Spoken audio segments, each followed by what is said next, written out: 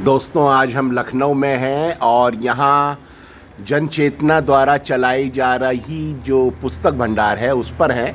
यहाँ प्रगतिशील साहित्य है और मैं देख रहा हूँ बहुत अच्छी अच्छी किताबें यहाँ पर हैं।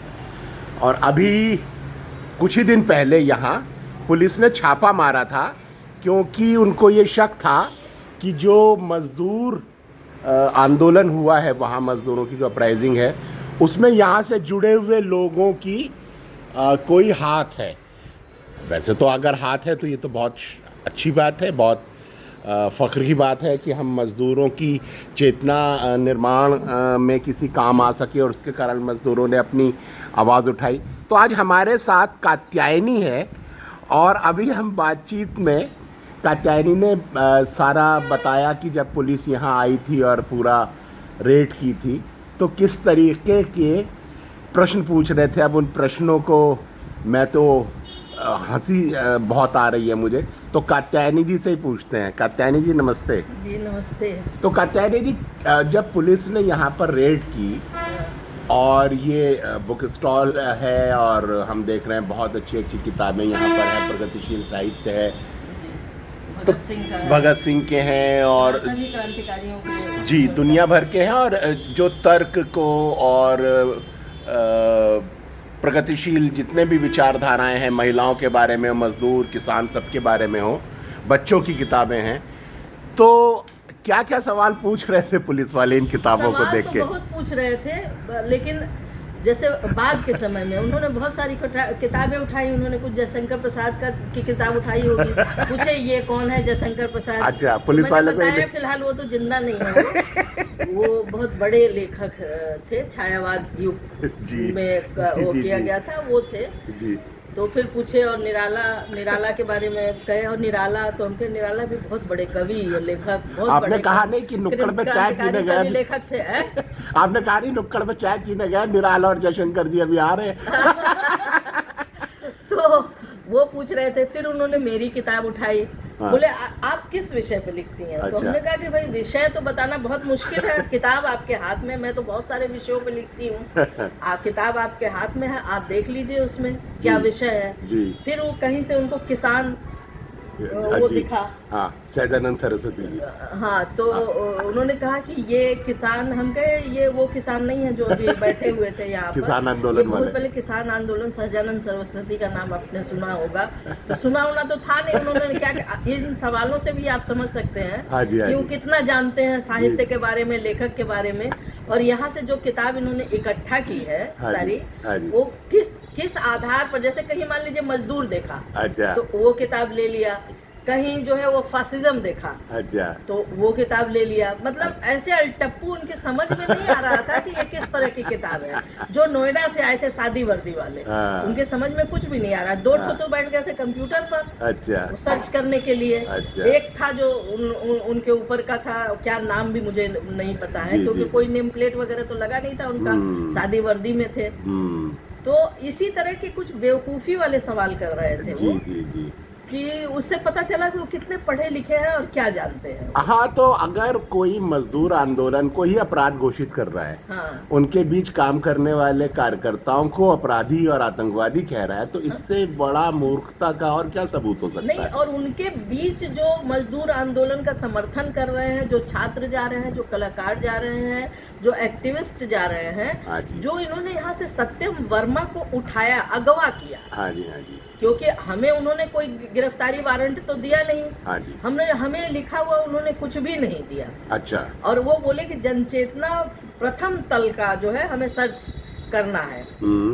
एक कागज लाए थे जो हमें ठीक से देखने भी नहीं दिए। अच्छा। तो प्रथम तल ही नहीं उन्होंने किया, इस पूरे कैंपस का उन्होंने किया। गैर कानूनी हुआ ये तो गैर कानूनी बात हुई। हाँ, गैर कानूनी तरीके से हुआ ही सारा काम। उसके बाद उन्होंने जो है, जो किताब लेने जो लोग आए थे, ऐसे 2-3 लोगों का फोन लेके बैठा लिया। अच्छा, जो ग्राहक, हाँ, चलिए हम लोग से पूछताछ करनी थी, उनको तो आपको भेज देना चाहिए था। और गैर कानूनी इसलिए कि आपने कोई गिरफ्तारी वारंट दिया नहीं। आप यहाँ से इतना सामान ले गए, सारे कंप्यूटर उठा ले गए, लैपटॉप उठा ले गए, फोन उठा ले गए, चेकबुक उठा ले गए, पासबुक उठा ले गए, फाइल उठा ले गए, रजिस्टर उठा ले गए, और आपने हमें कोई सीजर मेमो नहीं दिया। तो ये अपने को कानून के रखवाले हैं ये पुलिस वाले ना ना, लेकिन सबसे ज्यादा कानून की धज्जियां जो उड़ाने वाले हैं वो ये लोग हैं। कानून की धज्जियां तो सबसे ज्यादा ये उड़ा रहे हैं। बिल्कुल बिल्कुल। दूसरे ये है कि गिरफ्तारी वाले आप यहाँ से कह के आप ले जा रहे हैं कि बस एक पता कह रहे हैं, पता एक वेरीफाई कराना है जो सत्यम जी को मालूम है, इसलिए मैं लेके जा। हम कहें कि लखनऊ में कौन सा ऐसा पता है जो यहाँ की पुलिस नहीं ढूंढ सकती है, वो सत्यम बताएंगे। बोले बस 15 मिनट में आ रहे हैं, लेकिन मैं अब आगे बढ़ी तो सारे पुलिस वालों ने मुझे घेर लिया और उनको लेके चले गए। तो जैसे अगवा किया, इसको मैं गिरफ्तारी नहीं बिल्कुल, करती हूँ। ये किडनैपिंग है। जैसे दस्यु दल हुआ करते थे ना, हाँ जी, हाँ जी। घरों में घुसते थे, लूटपाट मचाते थे और लोगों को उठा के ले जाते थे, उस तरह से ये नोएडा पुलिस और यहाँ की पुलिस की मदद से बिल्कुल उनको गिरफ्तारी मेमो, सर्च वारंट सब कुछ वो करना चाहिए था और सूचना देनी चाहिए थी गिरफ्तारी की, कारण बताया जाना चाहिए था।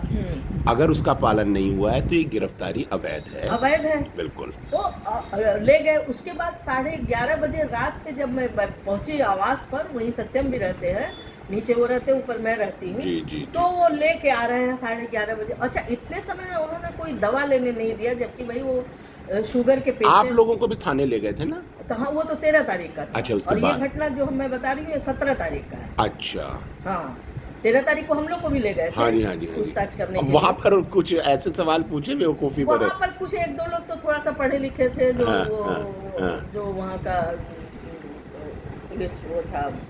तो उनकी आपत्ति क्या थी आप लोगों के साहित्य काम से? हमसे कह रहे थे कि देखिए केवल हमारे हाथ में होता तो हमारी तरफ से ओके है, आप लोग पढ़े लिखे लोग हैं और इतना अच्छा वहाँ का साहित्यिक सांस्कृतिक माहौल है, हम लोग के जाके तो, लेकिन हमें ऊपर से जो ऑर्डर मिलना है हमें वही करना है। तो हम ऊपर से ऑर्डर का ही इंतजार कर रहे हैं और वहाँ से जो ऑर्डर आ रहा है वो कह ये रहे थे। ऊपर से ऑर्डर है कि कुछ भी फंसा दो, किसी को भी फंसा के। तो हमने कहा डिटेन किया है, आपने कहा डिटेन नहीं, बस पूछताछ किया। हम कहा डिटेन नहीं किया है तो आप जो है ये सारा फार्म भरा रहे हैं, हमारा फोन चेक कर रहे हैं, हमें जाने नहीं दे रहे हैं, तो ये डिटेन नहीं है तो क्या है? और जो है किसी की सुपुर्दगी में हमको दे रहे हैं। एक पत्रकार मित्र आ गए, के बस, पता नहीं आप जानते हैं कि नहीं, वो आ गए, वो हम लोग के साथ पूरे से उनकी सुपुर्दगी में हम लोग को दिया। अच्छा, हाँ, मुचलका जैसे। हाँ, तो गिरफ्तार नहीं है तो फिर क्या है? उसके बाद ये 13 तारीख की घटना है। हम लोग 13 तारीख को यहाँ पर आए, शाम को जो है वो क्राइम ब्रांच से फैजाबाद से आ गए। यहाँ पर लालचंद जो है जनचेतना का काम देखते हैं। अच्छा। तो लालचंद वहीं के रहने वाले हैं, अयोध्या के। हाँ जी, हाँ जी। तो वहाँ से आ गए, फिर लालचंद से पूछताछ, वो तो खैर हम लोग के सामने हुआ, फिर ले गए वहाँ पर। तो इस तरह जितना कुछ इन्होंने काम किया है गैर कानूनी तरीके। हमारा सीसीटीवी कैमरा आप उसका सारा आप निकाल के ले गए। आप अगर चोरी नहीं कर रहे थे, आप डाका नहीं डाल रहे थे, तो आप सीसीटीवी कैमरे में आ जाने का आपको डर क्यों है? हाँ, अच्छा, हाँ, खुद आ गए थे। खुद उनकी रिकॉर्डिंग निकाले नहीं थे तब तक का तो हमारे पास मिल गया। अच्छा। उसके बाद उन्होंने निकाल लिया। तो अगर आप कोई गलत काम नहीं कर रहे हैं तो आप सीसीटीवी कैमरा से क्यों डर रहे हैं भाई? सीधी सी बात। आजकल ये भी देखने को मिलता है कि पहले पुलिस वाले सीसीटीवी कैमरा तोड़ते हैं। हाँ, जाकर तो आप गैर कानूनी काम कर रहे हैं ना। आप यहाँ से जो आप बिना किसी सीजर मेमो के, हमें कोई भुगतान करना है, बिजली का बिल जमा करना है, आप सारा चेकबुक और सारा कुछ उठा के लेके गए। सुकमा में भी अभी पत्रकारों के गाड़ी में गांजा रखा थानेदार ने। हाँ। और वो सारा रिकॉर्ड हो गया सीसीटीवी में। नहीं, और हम ये आप सीजर मेमो नहीं दिए, हम क्यों नहीं ये माने जी? ये लग रहा है किसी का। ठीक है, ठीक है। तो हेलो।